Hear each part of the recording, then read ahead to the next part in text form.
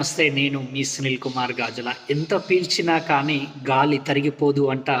ఎంత దున్నినా కానీ నేల అరిగిపోదు అనంట. ఎన్ని పళ్ళనిచ్చినా కానీ చెట్టు అలసిపోదు అనంట. మరి చదువుతున్న నువ్వెందుకు అలసిపోతూ ఉన్నావు? ఒక్కసారి కొంచెం జాగ్రత్తగా ఆలోచించే ప్రయత్నం చెయ్యి. ఒక సంవత్సరం ఆనందంగా ఉండాలి అని అనుకుంటూ ఉంటేనట వరి పంట వేసుకోవాలి అంట. ఒకవేళ ఒక 10 సంవత్సరాలు ఆనందంగా ఉండాలి అనంటే పండ్ల తోట పెట్టుకోవాలటి అంట. మరి జీవితాంతం నువ్వు ఆనందంగా ఉండాలి అనంటే ఈ చదువుతున్న వయస్సులో ఆ చదువు పైన ఫోకస్ చేస్తూ ఉన్నప్పుడు మాత్రమే నువ్వు జీవితాంతం ఆనందంగా ఉండడానికి ఆస్కారం ఏర్పడుతుంది అని అంటూ ఉంటారు. ఇంకా కొన్ని రోజులైతేనే పరీక్షలు నీ ముందుకు రాబోతూ ఉన్నాయి. ఈ పరీక్షల సమయం వస్తున్నా కూడా నువ్వెంతకు అంత లేజీగా ఉంటూ ఇంకా సమయాన్ని వృధా చేసే ప్రయత్నం చేస్తూ ఉన్నావు.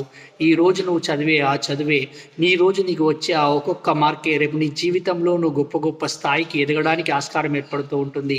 మరీ ముఖ్యంగా నువ్వు నేర్చుకున్న జ్ఞానం సరే చాలా సందర్భాలలో జ్ఞానం ఉంటే సరిపోతుంది, తప్పేం కాదు. కానీ ఆ జ్ఞానాన్ని మనం నిరూపించుకోవాలి. ఏదన్నా ఒక దాంట్లోకి వెళ్ళాలి, ఒక పనిలోకి ఉండాలి అని అంటే మన క్వాలిఫికేషన్ కూడా చాలా ముఖ్యమైన పాత్ర పోషిస్తూ ఉంటుంది కదా.